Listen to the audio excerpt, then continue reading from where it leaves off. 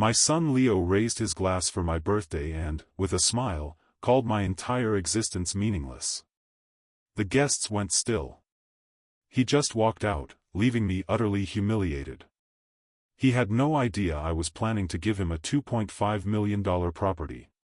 His words were a blade twisting in the wound of a lifetime of sacrifice. But that night wasn't the end.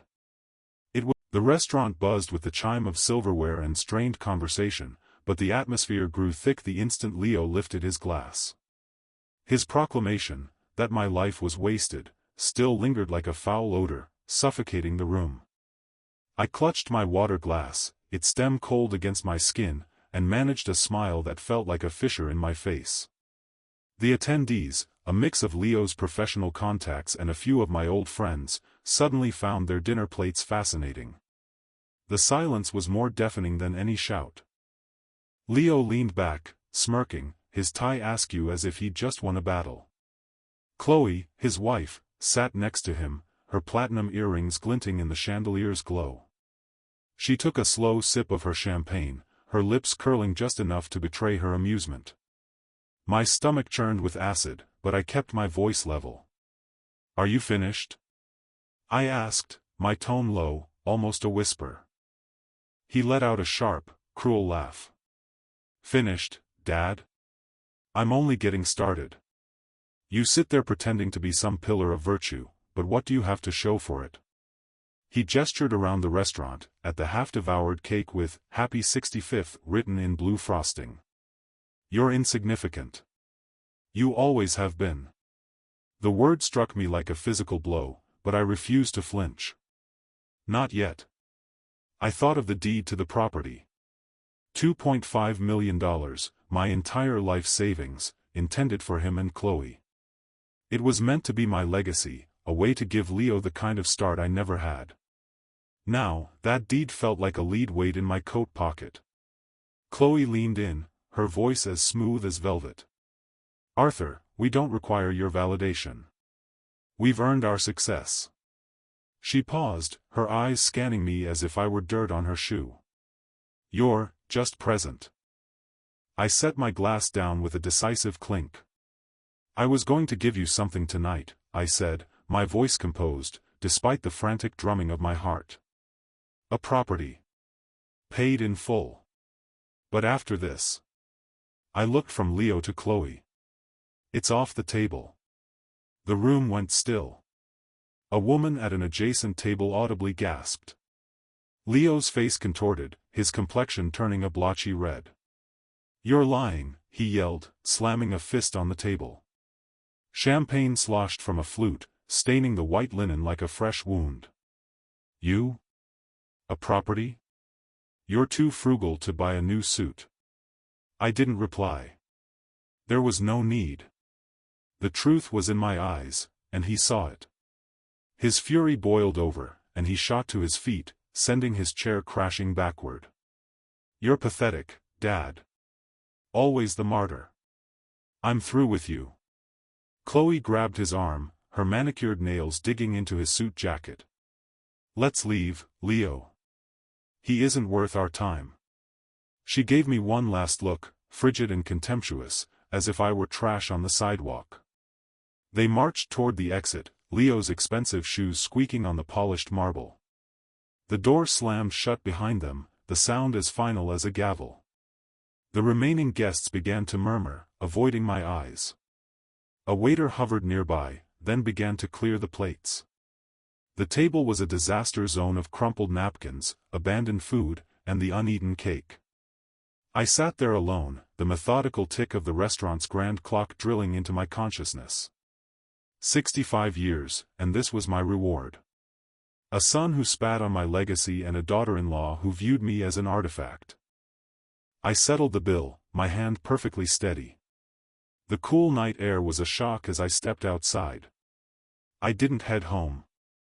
I walked, the city lights blurring as my mind raced. Leo's words echoed, each one a fresh cut. But something else was stirring, a memory of a promise I had made to myself long ago. The house was too quiet, a profound silence that weighed on my spirit. I sat in the dim living room, the only light from a lamp whose bulb trembled when the wind blew. On my lap was the family photo album, its leather cover softened with age. I opened it to a picture of me, Eleanor, and a young Leo, smiling at a long-forgotten company picnic. His small hand was wrapped around a balloon string, his grin impossibly wide. I traced the faded image, my thumb blurring the edge. What had happened to that boy? My mind drifted to the day I sold my vintage convertible. It was worn, but it was mine. Leo was 18, with an acceptance letter to a university I couldn't possibly afford. I watched from the driveway as the new owner drove it away, the cash in my hand feeling like a betrayal of a part of myself. That money covered Leo's first year of tuition. He hugged me that night and promised, "I'll make you proud, Dad. I'll pay you back for this." And I believed him.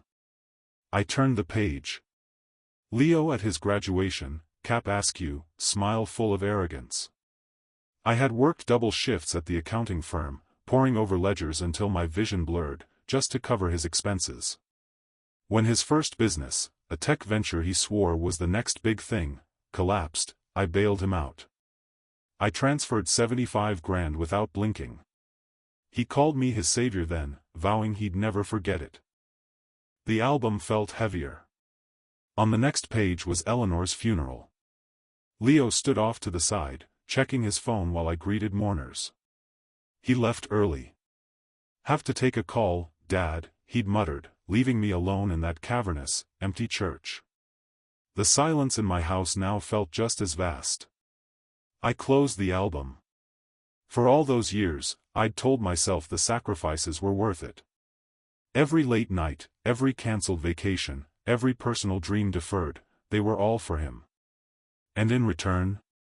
A son who called me a failure before an audience. My gaze fell on the wall clock Eleanor had cherished. Its ticking was relentless, each second a measure of time I could never reclaim.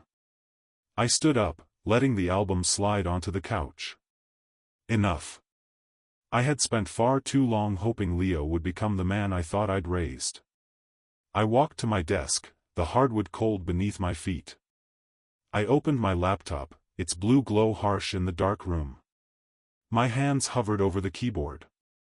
I didn't know what I was searching for, but I knew one thing for certain. I would not sit in this silence any longer.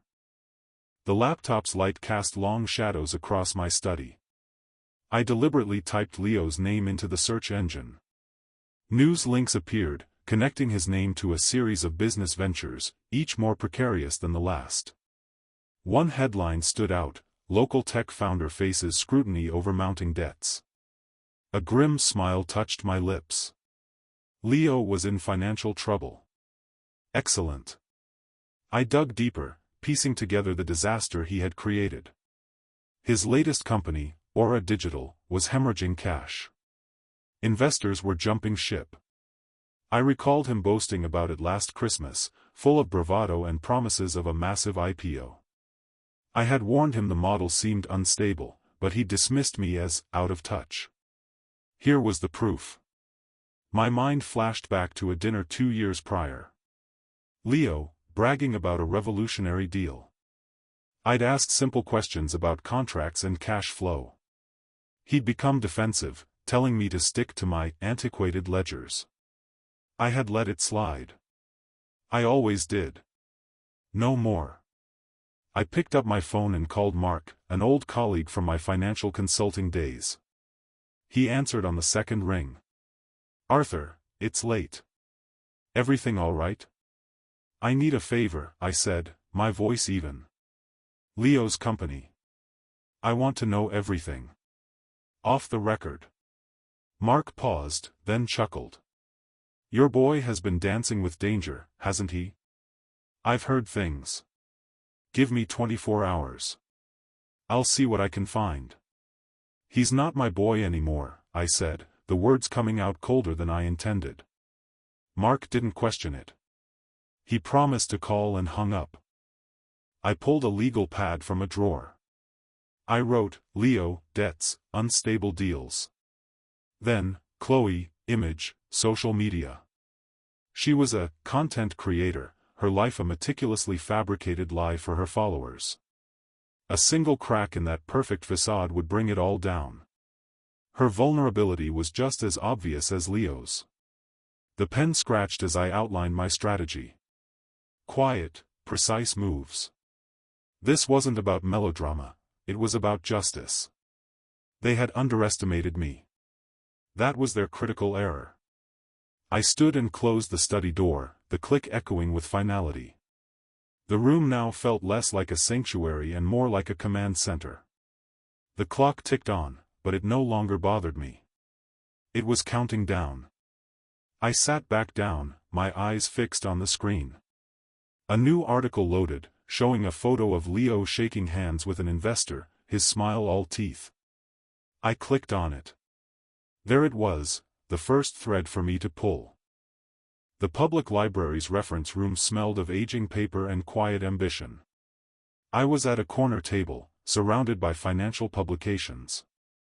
The clock on the wall ticked forward. My laptop was open to a database of corporate filings. Leo's name was linked to a company built on sand. I scribbled a note, over-leveraged, investors panicking. I had spent my career analyzing numbers, finding the weaknesses others overlooked. That skill, long dormant, was now fully awake.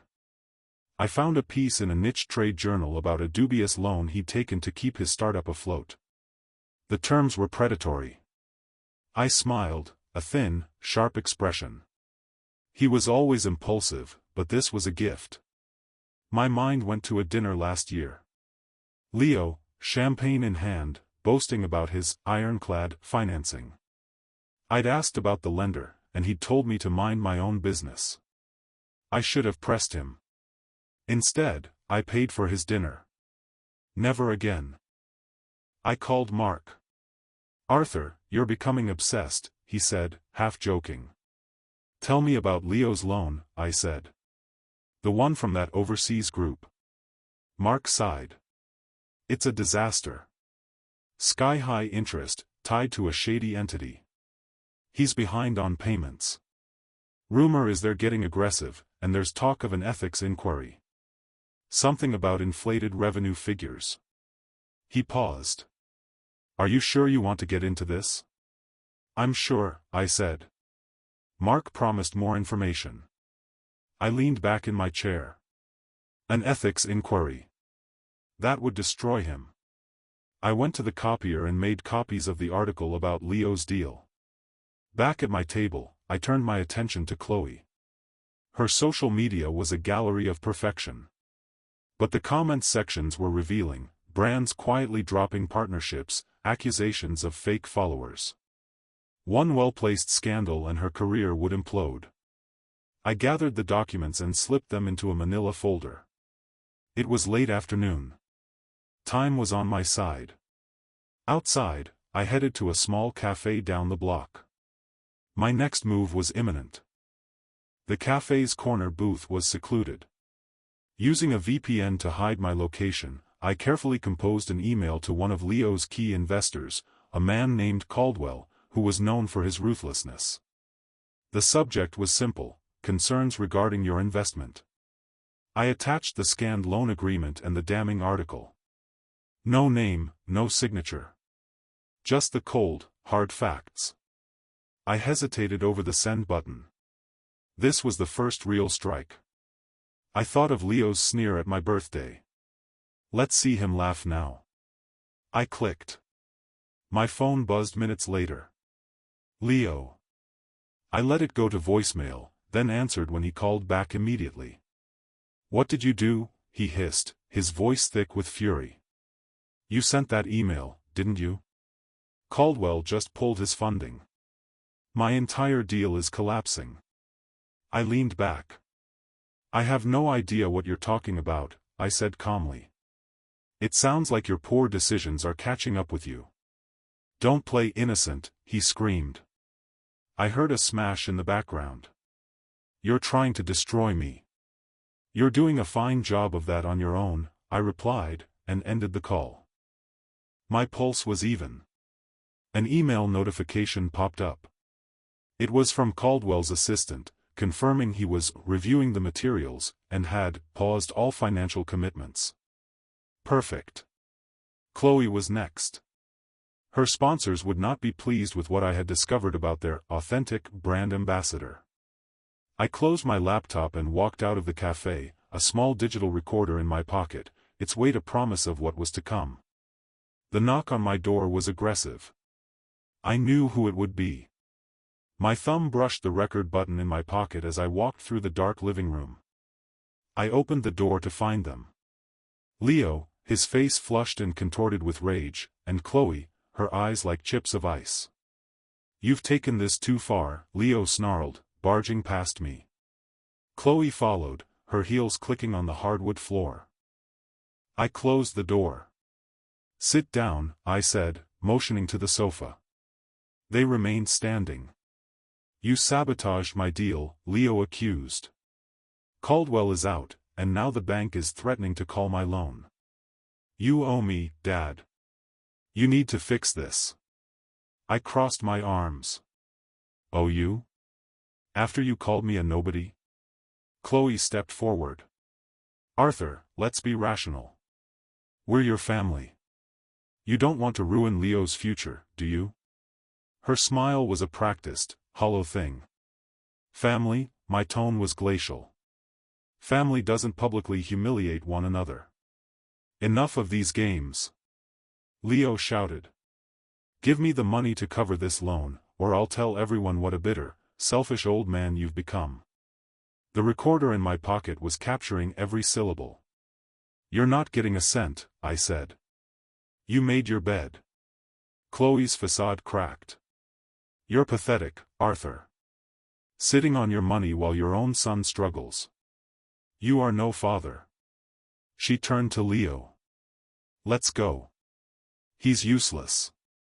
Leo glared at me. "This is not over. I will ruin you." He stormed out, Chloe close behind. The door slammed. I pulled out the recorder, its small red light glowing. I played it back. The threats. The venom. It was perfect. I sat at my desk, the recorder next to my laptop. They thought they could intimidate me. They were about to learn their final, painful lesson. The law office was cluttered, the air stale. My old friend and lawyer, Samuel, plugged the USB drive I handed him into his computer. As the recording played, his expression grew grim. "This is explosive, Arthur," he said. "But it's risky." "Are you sure?" "I'm not playing a game," I said. "They declared war. I'm simply finishing it." He nodded. "All right. We use this, but with no connection to you. Anonymous channels, third-party sources. You're too close." He jotted down notes. "What's the end goal?" My plan was a sequence of precise actions. The recording would discredit Chloe. Financial pressure would tighten the noose around Leo. "Just ensure it's untraceable," I said. Back home, the clock in the hall ticked with a steady, reassuring rhythm. My notebook was open. Step 1, anonymously alert Leo's other creditors. Step 2, leak Chloe's recording to a rival social media personality, someone ambitious enough to use it. Every line in my notebook was another brick in the prison I was building for them. They thought I was a weak old man. They would learn otherwise. Samuel called that evening to confirm the first step was ready. "The letters to the creditors are drafted," he said. "Send them tomorrow, and they'll descend on Leo like wolves." I thanked him and hung up. The envelope sat on my desk, addressed to a compliance officer who would never know my name. Tomorrow, the first domino would fall. The morning newspaper headline was stark: "Local tech CEO faces financial collapse." Leo's photo was underneath, grainy and unflattering. I sipped my coffee, a quiet sense of victory washing over me. The clock ticked on. I had mailed the anonymous tip 2 days prior. His creditors had acted immediately. Mark called. "It's a complete meltdown, Arthur. Creditors have frozen his assets. He's finished. Good, I said. He and Chloe are at each other's throats, Mark added. I heard them arguing in a restaurant. She was yelling about her brand being tarnished. They're falling apart. The article outlined Leo's ruin, investors fleeing, lawsuits pending. He was begging for a bailout, but no one would touch him. I opened my laptop. Social media was ablaze with his downfall. But Chloe was still projecting an image of calm. That was about to change. I thought of the recording of her hate-filled words. I navigated to the profile of a rival influencer, someone with a known grudge against Chloe. My fingers poised over the keyboard, ready for the final strike. I had sent the recording to a blogger named Jenna, a rival who despised Chloe. The file was untraceable. Now, scrolling through Chloe's social media, I saw her latest post, a desperate message to ignore the haters. The comments were a firestorm of betrayal. Jenna had released the audio clip last night. Chloe's voice, clear as day, he's useless, pathetic. Brands abandoned her in droves. Their logos disappeared from her page. I allowed myself a small smile. She had called me invisible. No longer. A new post appeared from Chloe, a tearful, shaky video. That's not who I am, she pleaded. The comments were merciless.